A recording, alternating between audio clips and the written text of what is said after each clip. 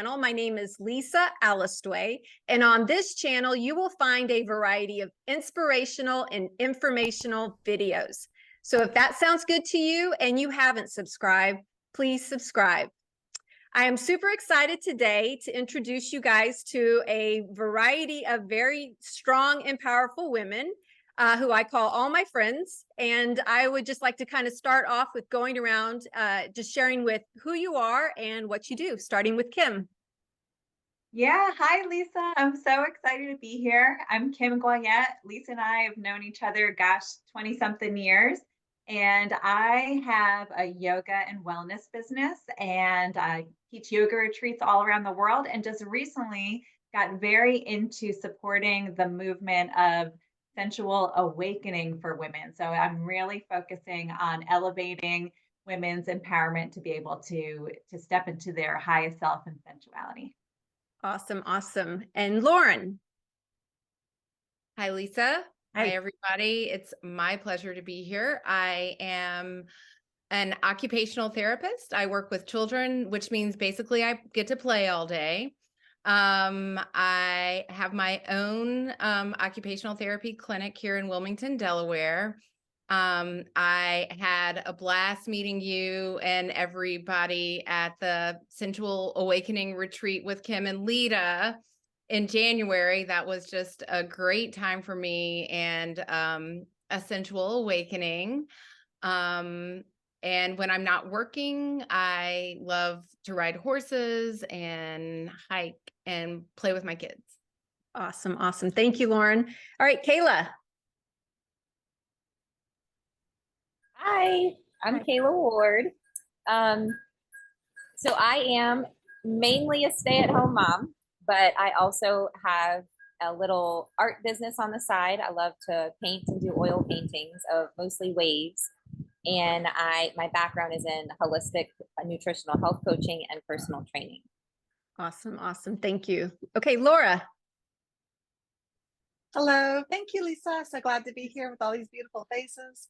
I am Laura Wall, and I'm a spiritual life coach. I offer some different types of healing modalities, which include aroma freedom therapy, emotion code, and Reiki. And I too was part of the Sensual Awakening as a participant, and I have been awakened, and I'm excited to be teaching a Tantra 101 class coming up soon. So yes, all of that's happening for all of us. I'm just delighted to be here. Thank you. Awesome, awesome. And finally, Lita. Hi, Lisa. Hi, ladies. I'm also thrilled to be here with my favorite people all in one place. Looking forward to seeing what we all have to share today. I live in Austin, Texas. I work in real estate, property management, and also love leading retreats and workshops centered around women's sensuality. And the topics that we're discussing today are near and dear to my heart. I've been married for 16 years, and my sensual awakening began about 5 years ago, and I've been on a deep dive ever since for myself and for all the people in my life to have the same awakening within themselves, which elevates our entire planet. Awesome, awesome. And Lita is a former guest on my channel. I will link her and I's topic, and it was on feminine sensuality, and I'll put that down in the description box. And Kim has been on my channel a couple times discussing yoga as well as traveling around the world, which she wrote a book on. So I'm happy to have you guys as returning guests and new guests. And so we're going to go ahead and get into the line of questioning that inspired all of this. And it kind of comes off of the retreat and also my last talk with Lita. And there's a buzzword that goes around that we have heard and maybe read about, and it is about the feminine rising. And what does that mean to you? And I would like to, Lita, to kick us off. I would love to. Thank you. The feminine rising, I believe, is something that we have all been sensing into for some of us for decades. Astrologically, there's evidence of this time in history being a feminine awakening time. If you've heard of the Age of Aquarius, that's part of what this is that's happening. And even if you're not into astrology, my guess is that we are all aware on some level of the need for shifts and changes on the earth right now in order for our own sustainability as a species and for the sustainability of the planet itself. And I personally view the earth as a feminine entity that nurtures us and guides us and provides for us like a mother. So as we each awaken within ourselves and start nurturing and caring for ourselves as individuals, we naturally will lead to caring for the earth on a more sustainable level, which will then allow our species to continue to grow and thrive here. And I really believe that the feminine is leading the charge right now. And that's what we're seeing. It's showing up. It's been showing up for decades. With the women's movements that we've seen, the different phases of the feminine rising, culminating now with us, being able to speak about it and share about it and awaken anyone who might be listening right now to their own truth. And we'll see where that goes, right? The more of us that have this awakening, the more it spreads and the quicker it spreads. And each person has their own unique contribution to this awakening. So I'm looking forward to getting a nice sampling today from the 7 of us here today and seeing where that leads as we all continue to arise and awaken and affect those around us to do the same. Awesome. Awesome. Kim, would you like to add anything to that? Yeah, so when I think of the word feminine, I don't think of the word women or woman, because everybody, male and female, have a feminine side and we all have a masculine side as well. And so when we talk about the feminine rising, we're talking about leaving behind the analytical side of us that we've all been focused on for all these decades, that masculine energy, and opening up, both male and female, opening up to our feminine energy and really allowing that to step into our creative side, to think broader, to really elevate, to be more nurturing, to be more accepting of others. And so I love this time in our lives that we get to witness and be a part of, because we're all collectively, both male and female, elevating our feminine energy and really allowing that energy to be more inclusive and supportive of each other. Awesome. Awesome. How about you, Lauren? I agree with Lita and with Kim. To me, the feminine rising just means being more aware of what we have inside of us, and then how we bring it out to the outside of us. Awesome. Awesome. What about you, Kayla? Sorry, I was trying to unmute. To me, the feminine rising is deprogramming and letting go of who we are taught to become, and really stepping into our power of who we want to be, and letting that goddess rise to the surface. I like that. Very good. And Laura? I, of course, concur with all the brilliant minds here, but I want to touch on something that Kim said. I don't necessarily see like the feminine as it just being female, but really the values of the feminine energy. And those are things like compassion and creativity and collaboration. And I see the need globally for those values to move forward to help make all these changes. Just like what Kim was saying, there's been things like reason and logic that have been valued for so long. And people would say, don't listen to your emotions. Don't listen to that gut feeling or that intuition. We've been suppressing all of that in all of us, in female bodies or male bodies. And so I see it as that we are finally embracing both halves of ourselves and bringing those qualities of feminine energy to the forefront in ourselves individually, and then into the arena so that they are affecting bigger things like political structures or school structures or banking structures, like all of the things that are in the world. I think we can all agree that when we happen to glance at the news, that maybe there might be a need for a little more cooperation and kindness and compassion for one another. So I see that as the divine feminine rising coming to the forefront again for all of us. Awesome. Awesome. So I love everybody's answers. I agree with them all. I think there has been an imbalance where, not to say that the masculine is not good, it is definitely needed in our society. But I do think we need to strike a balance. And I think maybe the feminine qualities you spoke about have not been rewarded, have not been highlighted nearly enough. And so I'm hoping that we can bring them more to the forefront and celebrate them, and pass that on to the next generations. That's kind of what I think about it. So very good. So I have another question I want to talk with you guys about the feminine. And that is some of the myths and lies that have been told to us. We're all in the 30, 40, 50 age range. We've been around the block. We have experienced a lot. There's a lot of collective wisdom in this group. But let's just kind of touch on what has been some of those myths and lies as you've gone down the path of life that you're like, oh, wait a minute, that what they told me when I was a teenager in my 20s is not even true at 50. So I'm going to start with Lauren to kick this off. Thanks. So I think that our society is so full of myths about women. The first thing, I think that we're the weaker sex. I think that just is not true. We may be a little bit smaller in stature, but I think if you go pound for pound, we're just as strong as men are. And I think proof of that is just childbirth. You know, we are built to have kids. We can go through that so naturally if we choose to. I know that our bodies are also built for pleasure, and I'm fully embracing that. But I think that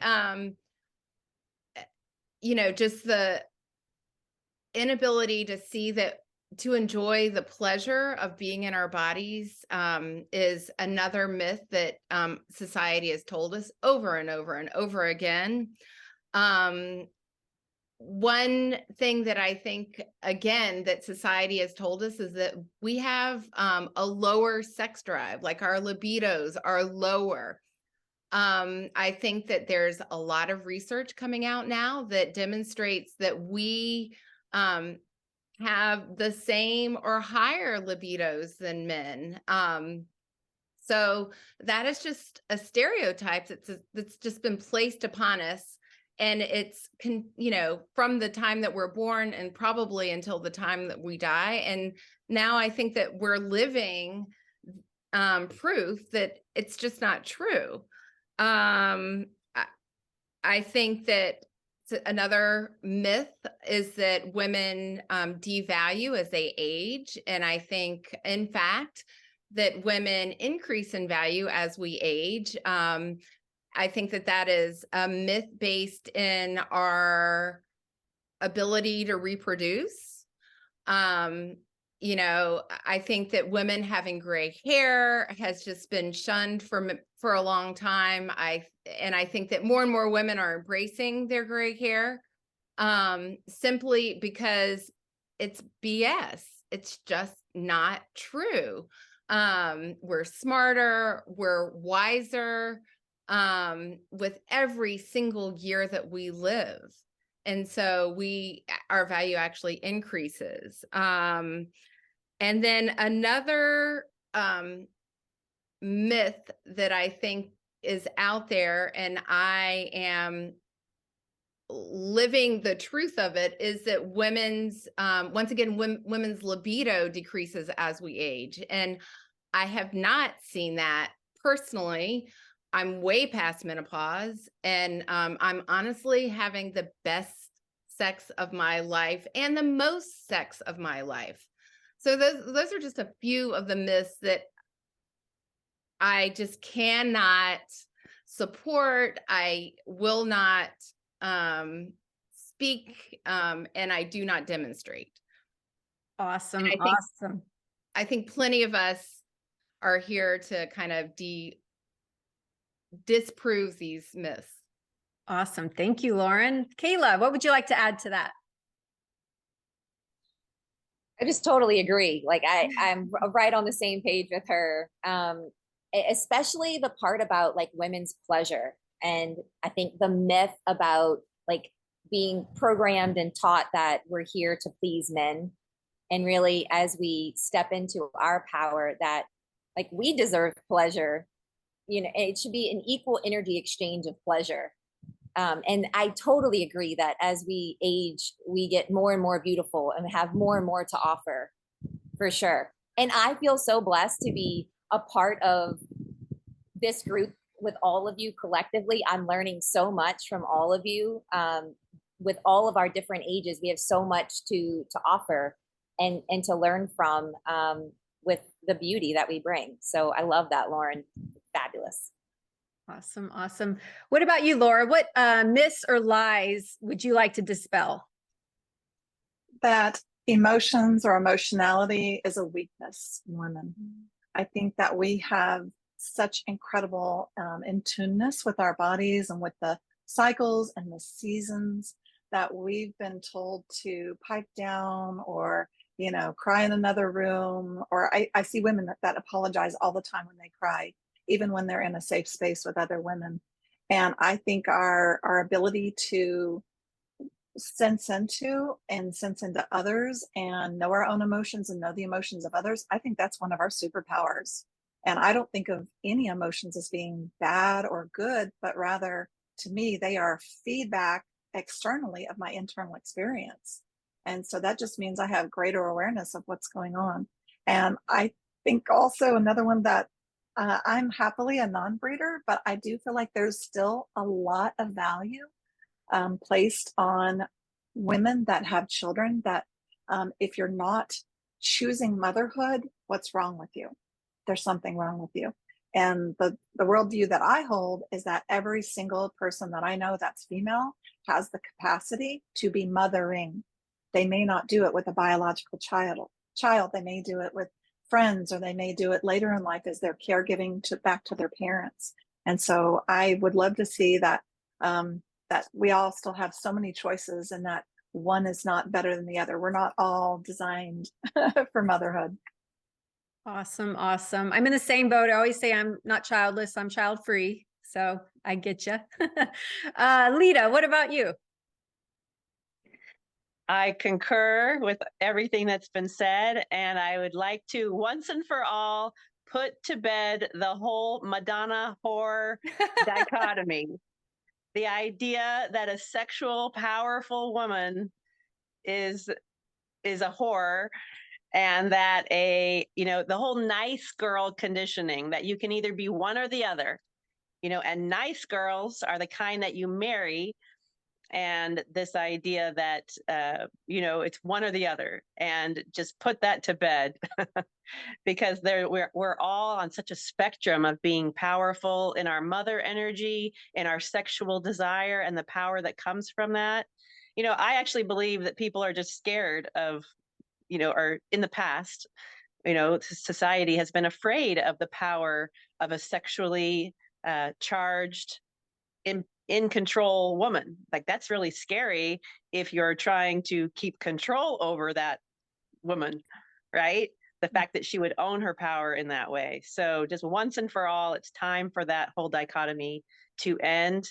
And I'm also a stand for the end of nice girl conditioning, that nice girls, the kinds that you marry, are quiet and polite. The whole idea that we used to go to etiquette school and finishing school and training to be coached into being a demure, quiet, non-challenging wife role. That whole idea is over and done, and I'm ready just to end it once and for all. All right. Thank you, Lita. What about you, Kim? Yeah, I would love to debunk the thought. I'm 50 years old, just turned 50, and I want to debunk, like many of you ladies have already said, that your sensuality and sexuality and libido die at this age. It is not true. I have the most libido I've ever had in my entire life. I've had the most intimate moments with my husband and amazing sexual moments that I've ever had in my entire life with my spouse at this age. And it's because we're really trying and making efforts and being very open to exploring and being really interested in connecting again and reconnecting. I have a daughter that's 16, and for many years we put all our energy towards her, and did not put our energy towards each other. And now it's almost like we're reimagining our relationship, and it's opening up a whole new planet for me in my sensuality, that I really love stepping into. Just like every lady has mentioned before, women have libidos, and we love pleasure, and we love our sexual pleasure. And I am really enjoying tapping into that. I kind of neglected myself in that way for many years, and I'm really enjoying opening up the exploration of that. So I highly encourage all ladies at any age to not give up. You are not dead inside. There's plenty of energy, chi, life force, and sensuality in you, and it's healthy, very, very healthy for you, and necessary for you to have sensual, connective experiences, whether it's with yourself or a partner. It helps with your life force and continuing to be a healthy woman. Awesome, awesome. So for me, definitely hearing all of you guys is pointing out that we're having to push back some of the stereotypes, some of the social norms, the conditioning that we've all been exposed to. And it can be an uphill because some people are not going to buy into what we're saying. There will be a segment of the population that will think that, yes, you are over the hill because you're 50.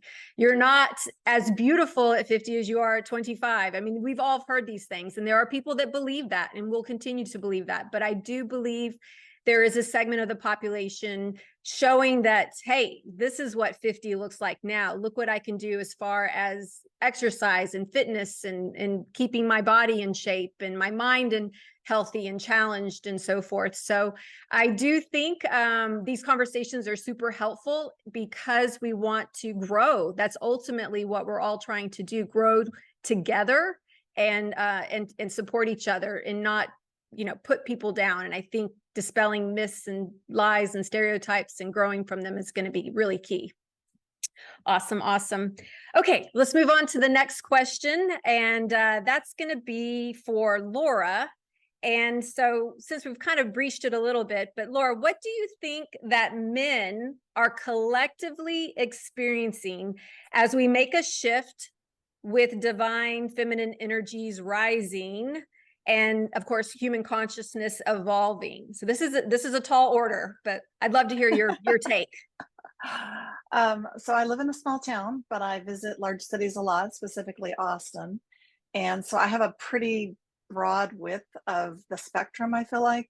And I would say they fall into one of three categories, and I'll clarify them. We have fight, flight, or freeze. And so I'll start with freeze. There are some that are just like, la, la, la, la, la, la, la. Nope, nope.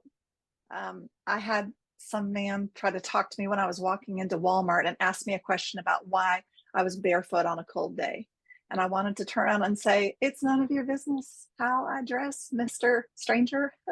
And again, they don't see anything wrong with their behavior. They're completely out of it. I think there's some that are in the middle, where they are maybe kind of dashing around. They're the flight. They're going between the sides. They're trying to evolve. They're trying to understand women, and then they're finding it really overwhelming.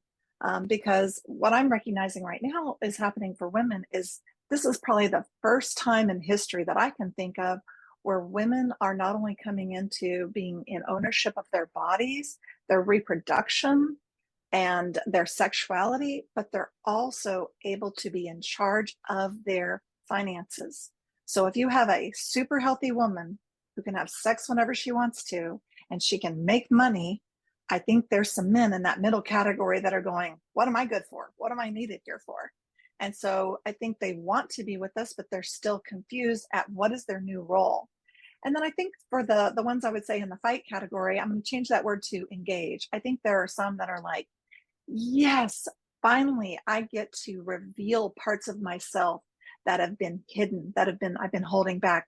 I really want to feel more. And I'm now with this woman who's making space for me to listen to my emotions. I want to embrace those feminine energy qualities, and they're able to explore more of who they are.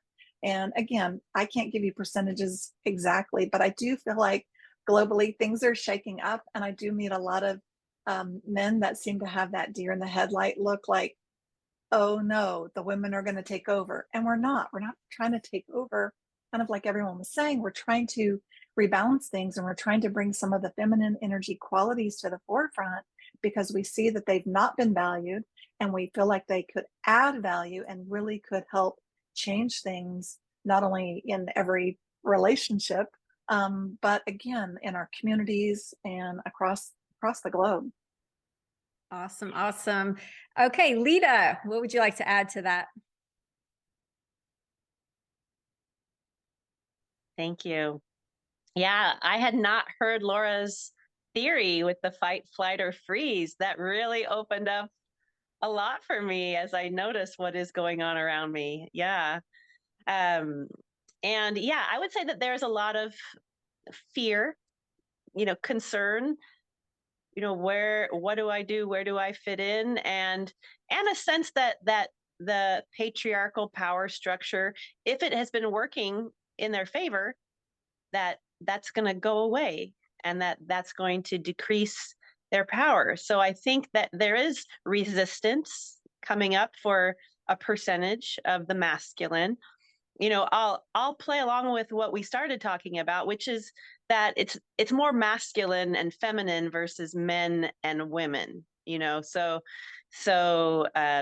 Just to keep from polarizing men and women, which I don't think serves anybody, but that the masculine energy also needs to come into balance, right? So I am very thankful for the men that Laura mentioned, who are putting up their own fight and fighting to get in touch with their emotions, and fighting to be more in their feminine energy in a world where they're probably not being honored for that in certain men's circles, and maybe at work, certain contexts where they're not as valued if they're not, driving masculine energy.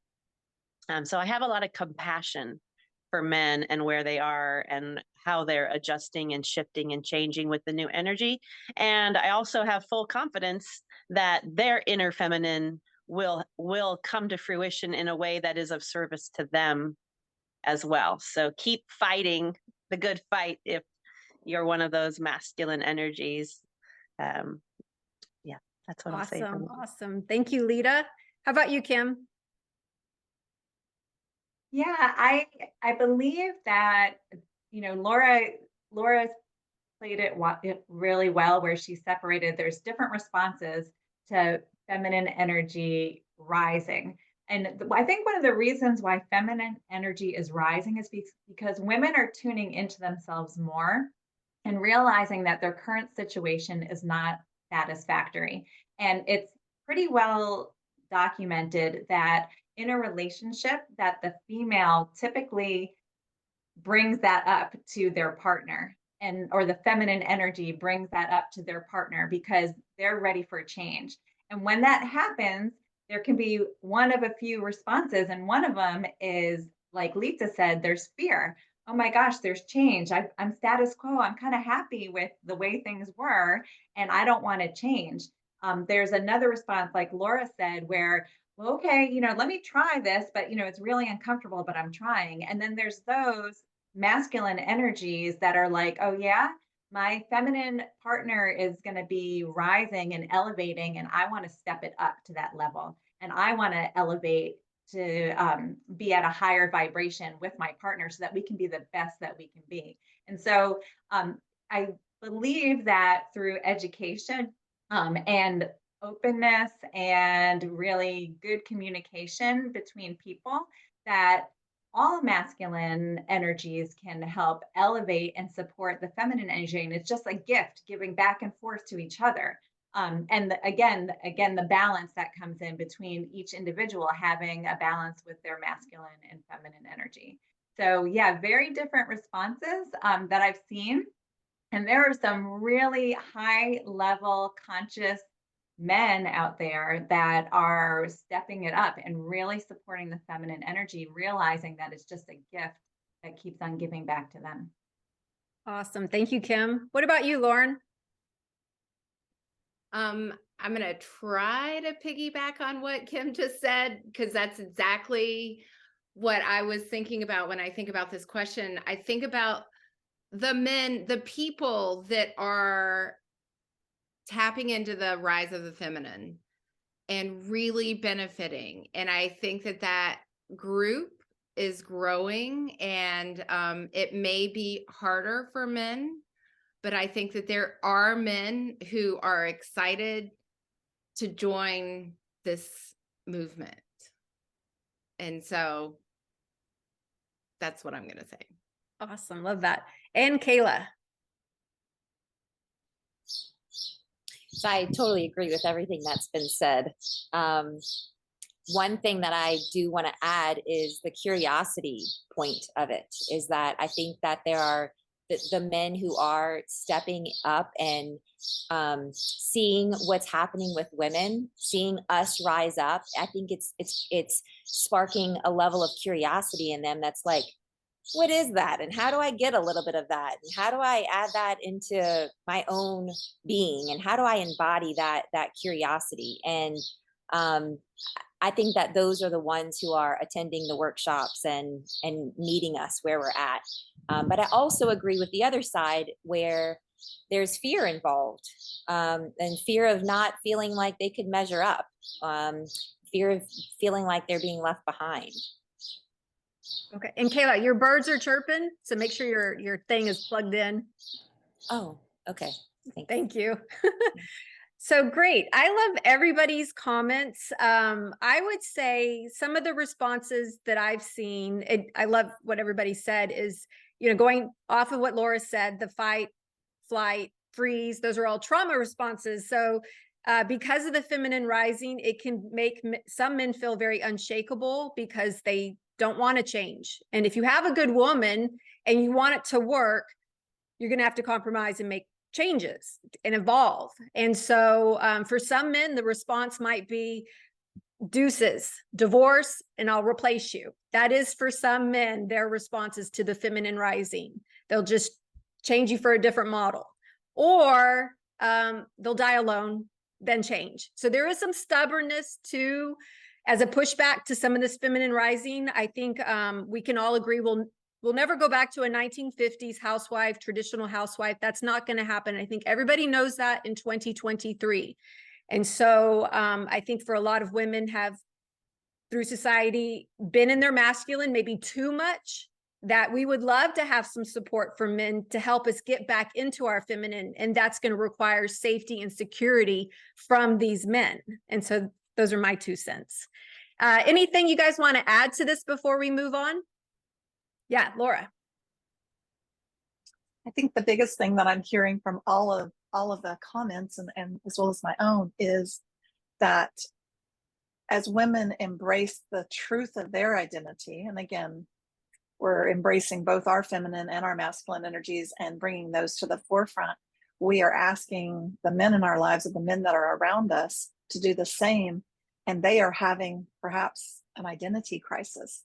That's what I think is happening for a lot of them. They're like, who am I? What does this mean? Oh my gosh, do I have to change? What does change look like? What is my value in the world? Again, as the patriarchal structure begins to rebalance and they lose some of that traditional power, how do they find power again? And I think that's very unnerving for them and temporarily very destabilizing. As you mentioned, I do think there's been, I don't know the numbers, but I would guess at least for 2020, there've been an uptick in divorces. And I would think as women continue to own their own pleasure and know how to get it, and they don't have a need for a boyfriend, or if they decide they want to pursue career and they don't feel the need again to move into motherhood, there's going to be men wondering, what am I good for? And what role do I play? So they're going to be having to dig in and redefine their own identity, which is within them. It's absolutely there. They just haven't tapped into some of the other parts of themselves. And usually those are those feminine energies. Very good. Very good. Lauren. I just wanted to counter that there still are women and men that do really believe in those polarized roles. I do think that there are. And I actually have a friend who has been a stay-at-home mom all of her life for 20 years now. And she loves what she does, and she is proud of what she does. And all I can say to her is more power to you. So I do think that there are people out there that do embrace that and live it and love it. Awesome. Awesome. Anybody else before we move on? Okay, very good. Okay, so this next question is going to go to Kim, and that is, what are you currently doing, or feel called to do to support men in their spiritual growth and supporting women in their feminine rising? Yeah, that's a great question because, traditionally, when I teach retreats, it's mainly a gathering of women. And what I've been recently called to do is to support men through this change that we're talking about. So women are elevating and men have it in them to elevate as well. And so I love bringing education on how do you step up? What's the new role of the man? Because it's not that it's a changing role, like Laura said. And so what does that look like? How can you best support yourself and your family as a man or a masculine energy, and be able to also feel really good in your own skin? And so it's being maybe presenting some offerings and teachings that allow them to redefine themselves and to really step into their own power, as a loving, creative, nurturer, caregiver, all the roles that we see that the feminine energy can provide. So I love bringing education to the table and supporting men along their journey through this. Awesome. Awesome. Okay, Lauren.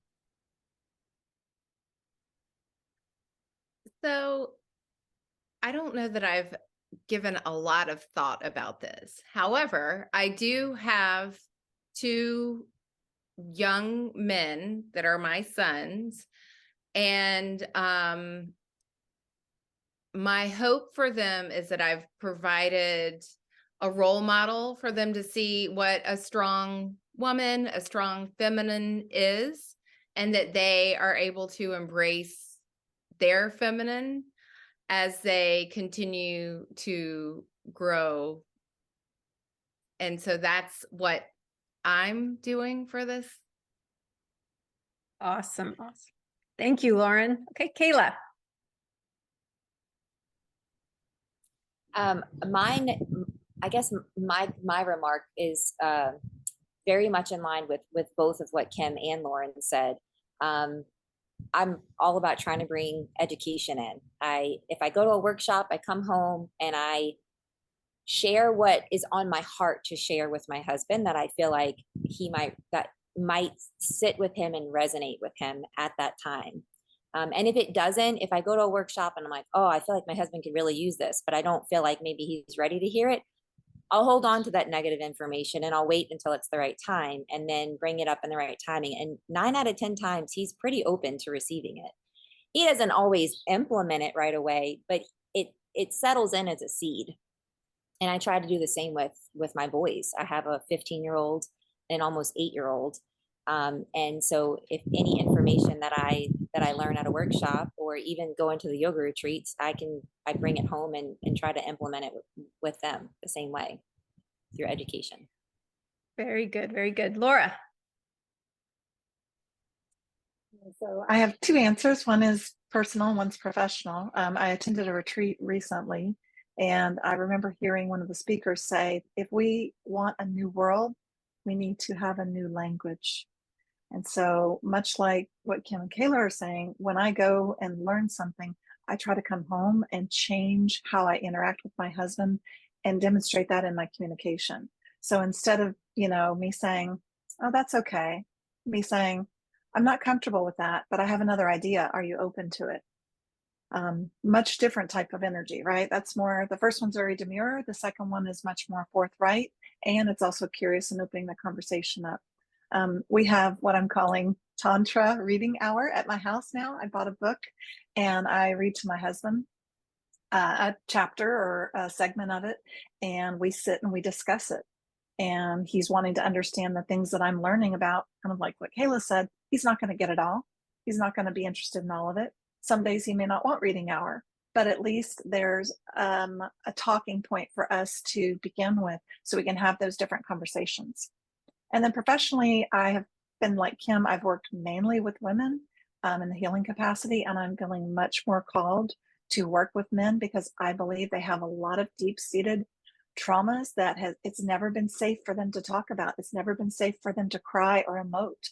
And I am developing some modalities, hopefully in partnership with Kayla and others, to help men come into a safe space where they can get that nurturing and get that healing and help bring some of those things into balance. So I think we're going to see a lot more women healers working with, more specifically with men. Okay, very good. Lita. Beautiful. I will add prayer. You know, regardless of what your spiritual path is, I pray all the time for my husband specifically, for men. My father is still alive, thank God. And I pray for the future generations of men that as these shifts are happening, that they can see that it is in all of our best interest, that this rising is all of ours. It is for all of us. And that's the best tool I found is prayer and deep compassion. My husband has actually said to me, he's like, you're changing so rapidly. He's like, I'm still the same. I'm still the same guy. You know? I'm like, yes, you are. And I do believe that, you know, we're on a spiritual path together. So my change is a catalyst for his change. And I have a lot of compassion as the bumps come and the challenges come. I recently asked him to read a book called Nonviolent Communication. And, you know, he was resistant to that, you know, what's wrong with how I communicate? And kind of like Laura, you know, I just shared a couple little tidbits from that book about how, you know, when we're communicating adversarially, you know, there's no movement, there's no room because we become adversaries versus when we're, you know, using our I statements and we on the same team together can find a solution for any issue that we're having. And then I see him taking that step and using it, you know, saying something like, you know, I am feeling this way versus, you know, blaming, like you're making me feel this way. And so I have a lot of compassion and I just delight when those moments happen. I'm like, oh my gosh, thank you so much for saying it that way so that I can receive it and hear it. And now I know that we're on the same team. So I just have a lot of compassion for his learning, and I reward and celebrate those moments when he does have movement and growth of his own, knowing that we're part of each other's spiritual journey, and that's part of my role in his life, and you know, part of his role in mine is to challenge me. Compassion for both of us, really. Very good. I loved all of y'all's answers. I would like to point out that when dealing with relationships and stats, 70% of marriages that end in divorce, 70% of them were initiated by the woman. And a lot of men might say, I was blindsided. I didn't see it coming anywhere. I guarantee you, she tried to talk to you. She tried to say something, unless you have like, you know, that percentage of women that maybe did something sinister, but the majority of women probably have been telling you for years, maybe decades, what they need, so forth. And so what I'm hearing a lot of is the, you know, how do you support men maybe helping and asking them, what tools do you need to feel supported, to feel that we can be on the same page and to have a better relationship? Because that is ultimately the goal when you're with somebody, is to, you know, have a quality, beautiful, loving relationship. And so I would say that those communication tools, and to sharpen them and get better with them, just like Lita was saying, whether it's through a book or a retreat, a talk, you know, I think men can also be supported by other men. It's not just the women, but the other men that can help them become better men, so that they can be better husbands, they can be better brothers, they can be better uncles, they can be better, just better community members. So I think, you know, there's a lot of things we can do to support each other on this journey that we called life. And I think these kinds of conversations are definitely needed. Anything else you guys want to add to this as far as supporting men before we move on? Yes, Lita. I would like to add just an honoring of the beautiful masculine qualities that have sustained us for many years, that we continue to honor those, you know, our providers, our protectors, the strength and drive that you know, is needing to shift. Also, just really honoring the foundation that comes from inside many men, and continue to honor that through this shift and this change. Yes, yes, that's a really good point. You know, talking about the trauma responses, fight, flight, freeze. There's another one called fawn. We don't want weak men. Like, that's clear. And a lot of the times people think that maybe the feminine rising is a lot of men compromising, having to fawn and give in and become spineless to their women. And that's so unattractive. That's not what we're asking or what we're wanting with regards to celebrating and elevating women in society, in partnership with celebrating and raising men together. Awesome, awesome. Okay, anything before? Yeah, Laura. I just want to encourage anyone that's listening that might be in a male body, if this is resonating with you and you're thinking, I want to change things, but I don't know how, let me just say, I know of 3 different men's groups. And one of them is hosted by a friend of mine, and he was telling me he wanted to do this, and all he could find was one person. And I said, all you need is one person. You just need one fan to sit down and have this conversation with. And then the 2 of you are going to expand that circle. And so he hosts a men's group twice a month. I know of another men's group that's like 8 or 9 men, and they've been together for a year or longer, and they really support each other. He's explained to me the things that they do, it sounds like the women's retreats. They allow each other to be seen. They allow each other to cry. They grieve with each other. They help each other through hard things. They keep each other accountable. And also, I wanted to mention that Kim's husband, Scott Goyette, offers a men's retreat. And I noticed that it was held recently. And again, it was a small group. And small groups are great. That's where everything starts, is just like this, a small group. It doesn't always start with 20 or 30 people. So if you're thinking this is something you want to do, and you're in a male body, or you're not in a male body, you want to start this type of movement, find one person and get going. There's a need for it. Awesome, awesome. Very good. Okay, and just to piggyback off of that too is, you know, watch out for the toxic groups. There's a lot of, you know, women hating groups out there that give one side, and they're not critically thinking, and they're not taking into like the whole picture. So watch out for those. Those are not in your best interest, and just, you know, be smart about that. Okay, so next question, and we're going to have Kayla kick off this question. So how are you incorporating your own masculine and feminine energies during these changing times? Oh, the birds are back, Kayla. You know what? It's a baby bird nest, and I don't know how to make them get quiet. I'm not sure. Is it too noisy? It's okay. Is Okay. your thing plugged in? Yes, but it's Okay. old school. Okay. Like, I bought this at the airport, y'all. No it's worries. not a legit like noise canceling one. It's okay. So the way that I bring in masculine and feminine energies to create change is through energetic invitations. And part of the way that I am doing that as a mom in my life is by teaching my boys about the chakras. and teaching them what it looks like to enter a room and bring your energy with you with intention into that room. I know, like, one example is when I'm taking like my teenager to school in the morning. Sometimes he's very introverted, and so sometimes I can feel like he's pulled in, and so I'll just open up my heart chakra, send him some heart love energy, and then I can feel him soften. I can feel him energetically connect with me. And the same thing with my younger one. My younger one is super ADHD, like he's always somewhere. And so the best time for me to connect with him through the feminine energy is when I'm laying with him in bed at night, putting him to sleep, and I energetically send that heart invitation open to him, and I can feel him soften. So that's how I bring in the feminine energy.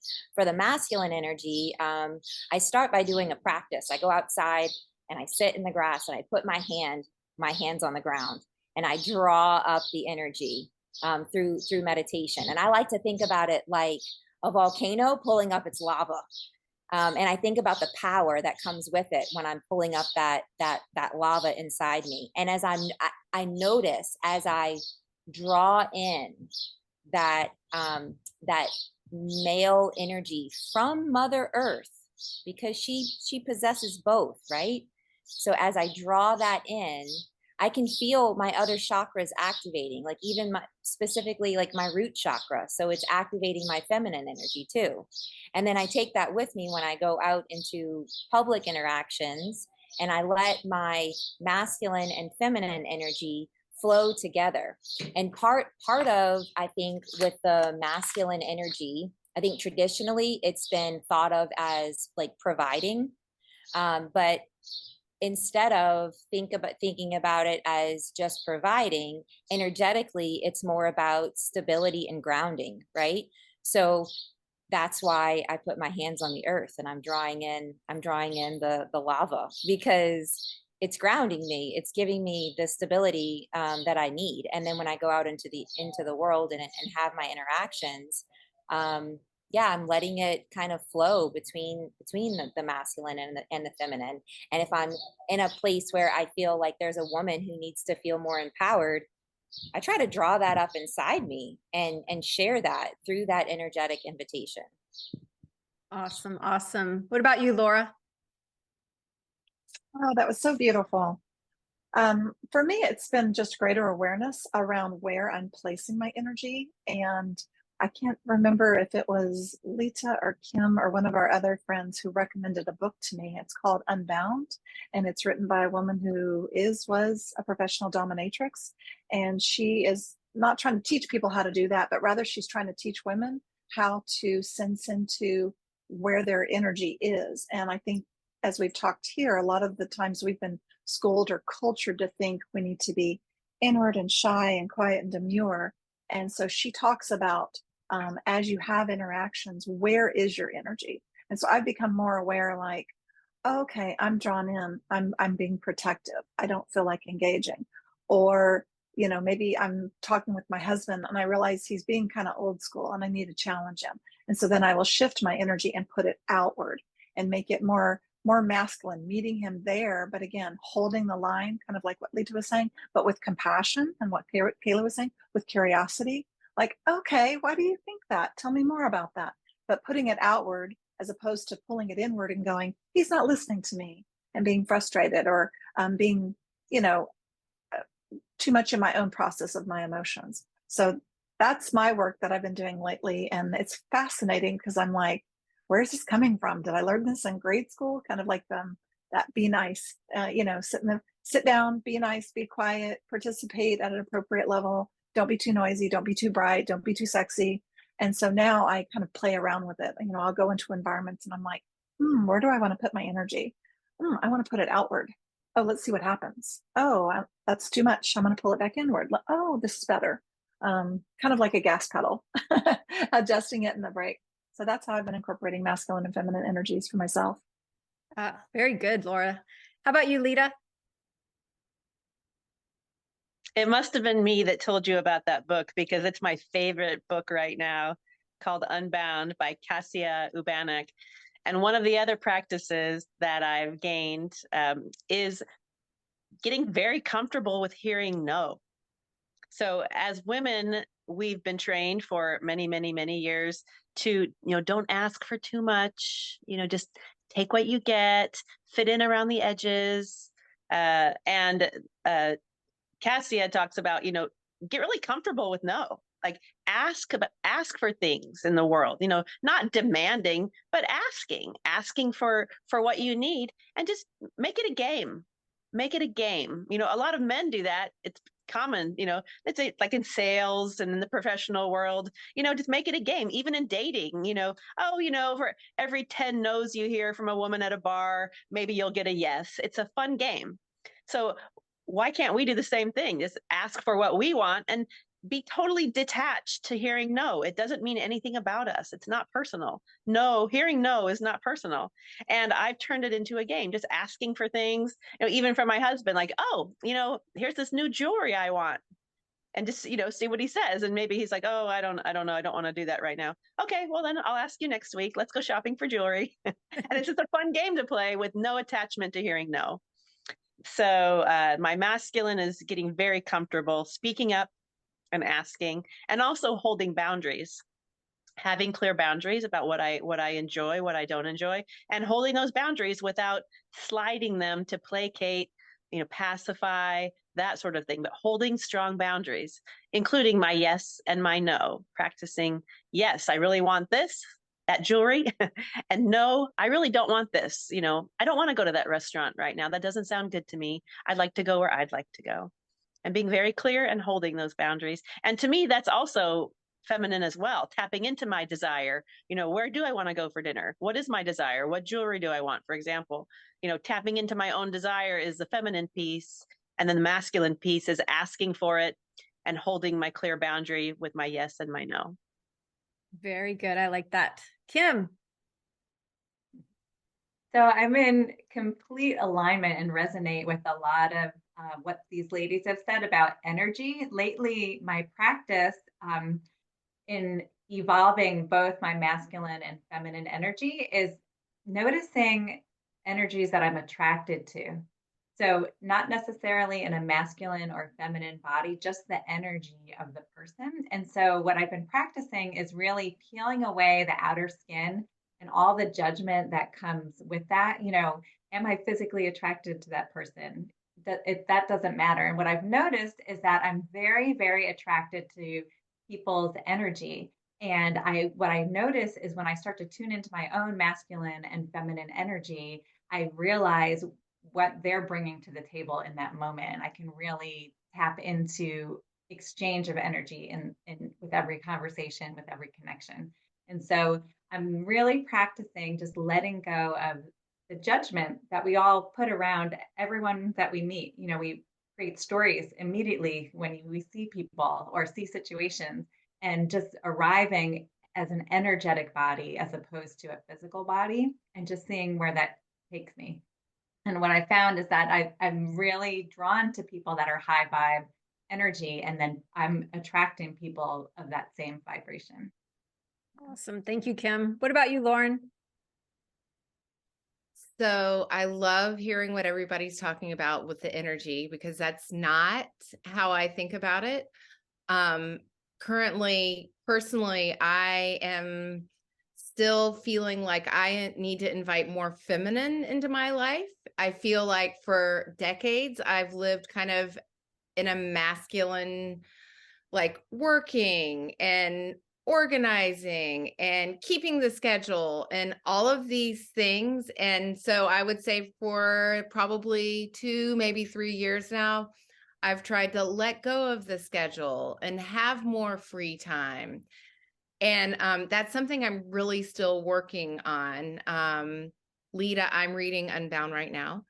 And I'm also working on having clear boundaries and not giving in. I actually was complimented this morning on, I had to speak to a man who, I work at a school, and I had to speak to a man who'd parked in our bus drop off area. And I had to tell him, our buses are coming, and he kept arguing with me, and I said, you can't park here. And a bus driver was watching me, and then he said, I can't believe how you stood your boundaries. And I was just shocked because I was just telling him, move. And it was just it was an interesting thing, I guess, when I got the third party affirmation that I had really stuck to my boundaries. But that is something that I'm really working on in so many ways. So I'm trying to strengthen my masculine and invite my feminine. Very good. Thank you, Lauren.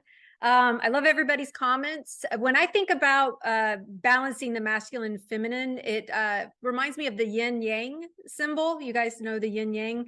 And for me, when I am in my masculine, I'm out in the world. I'm working. I'm accomplishing. I'm setting goals. I'm go go go. If I'm in the gym, I'm lifting heavy weights, or I'm doing jujitsu, or it's a combat type of sport.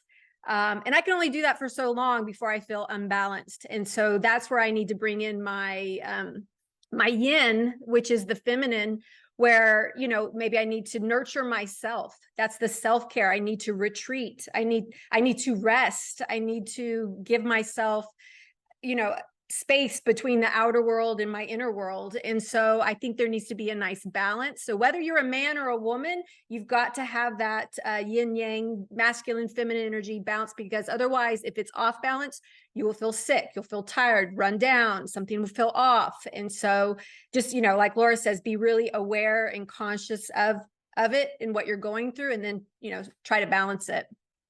Before we move on to our last question, you guys have anything else you want to add to that one? Yes, Kim. Yeah, Lauren, I am in alignment with you as well. For many years, I was the doer, the provider, career woman, power suits, all the things that they used to call me get her done Goyette, because I was just like, just go, go, go. And I totally forgot my feminine side. In the past 10 years, I've really invited her into my life with creativity, with dressing more feminine, with dancing more, with doing things that I love that make me feel really empowered and nourished. And so I honor what you're going through as well, because I oftentimes start to feel myself going towards that doer, that get her done Goyette. And I'm like, oh no, come on, girl. And bring it back, bring all that fun and joy and elevated energy back into my life. Thank you, Kim. Awesome. Anybody else before we move on? Okay, awesome. So my last question for you guys is just some final thoughts. We talked about a lot today, and just kind of, what would you like to leave with the audience with regards to our topic on the feminine rising and the impact with the masculine and so forth? And we'll just kind of go around, and I'm going to start with Kim. I would like to, I guess my final thought, only because it's through my personal journey and an awakening that I had a couple of years ago, is that anything is possible. You may feel not at your full, complete self in this moment, and that is only temporary if you want it to be temporary. You have the opportunity to step into whatever elevation, whatever desire you want, whatever person that you want to be at, and really step into your highest self. And so don't let your current situation stop you from elevating, stepping into your divine feminine, your goddess energy, all those things that are just innate in you that maybe you forgot about. There are so many ways to tap into her, and all these beautiful ladies that are here are going through a journey as well, and really allowing themselves to step in and focus and create some beautiful energy rising. Thank you, Kim. What about you, Lauren? So first of all, thank you for having me here. This has been a lot of fun and super affirming. And, Kim, I really appreciate what you had to say about the goddess energy, because I think when we really let it in, we flourish, and everyone around us flourishes as well. And I just thought of that, but what I want to leave with everybody here is I just finished a book called Untrue. It's by Wednesday Martin. It came out in, I think, 2018. And it's, once again, it's just talking about all the myths that we're fed in our society throughout our lives and basically debunking each myth. And so I highly recommend it to anyone who's interested. Thank you. Thank you, Lauren. And Kayla. I've enjoyed this so much, ladies. What I would like to leave with is reminding everyone to be your own permission slip. You can do whatever you want to do. And that's the biggest thing that I've learned. And from all of you ladies, is that give yourself permission. Give yourself permission to deprogram yourself, to become who you want to become, whether you want to live more in your masculine or more in your feminine. Just do it. Like, be your own permission slip. Yeah. Very good. Laura.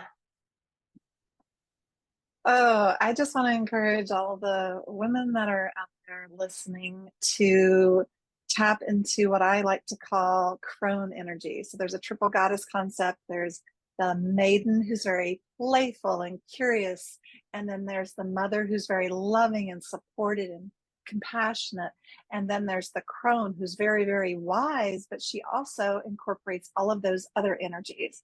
And so I just want to encourage you to be in that crone energy as much as you can, because that is what is so supportive of your own process, where you can remember you're all three of those things. You can be playful, curious. Who am I? Who do I want to be? Do I need a permission slip? What is possible? You can be loving and supportive towards yourself and those around you, as well as you have great wisdom. There's so much, we all have so much intuition that it's been shrouded, it's been told that it's not true. And the more we tap into that, the more we understand ourselves and the more we change ourselves, we are our own little epicenter of change. And all of the relationships around us, female and male, female bodies, male bodies, energies, those are affected by how much we change ourselves. So again, don't doubt the power that you have within you. It's there, tap into it. And like they're all saying, experiment and just see what happens, because when you change and become your highest and best self, those around you will change as well. Awesome. Love it. How about you, Lita? I'd like to end with thoughts on forgiveness, because we have to start by forgiving ourselves for any time that we've, bought into the patriarchy or squashed our voice or held ourselves back. Just forgive yourself for anything that you've done in the past that didn't serve you. We are all growing and moving forward now. And this goes for all the men and all the women. Just forgive the past. What has been is over. And, this is a very significant time in history, and we are all moving forward. So there is no purpose in holding on to the past anymore. So release it, forgive yourself, forgive those around you. We were all doing the best we could for the time that we were in. And now we are in a new time. So we have a clean slate and a fresh start. And the best way to start fresh is by leaving the past in the past where it belongs. Love it. Thank you, Lita. I guess my final thoughts would be just to, hope this inspired you. These lovely ladies are like a wealth of knowledge and very strong, as you guys can see. And, don't look for perfection, just look for progress. I think that that's really key with your life, with your relationships. And, have a sense of humor about it all, because I think that's key too.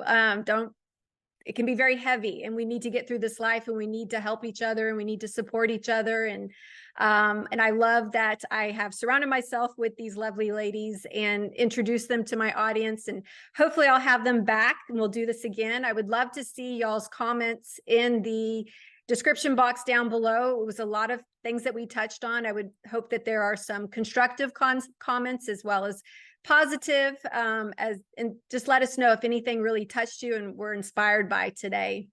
So thank you, ladies. I really do appreciate each and every one of you for coming on my channel today and taking the time and sharing your gifts with us, and just keep spreading your light.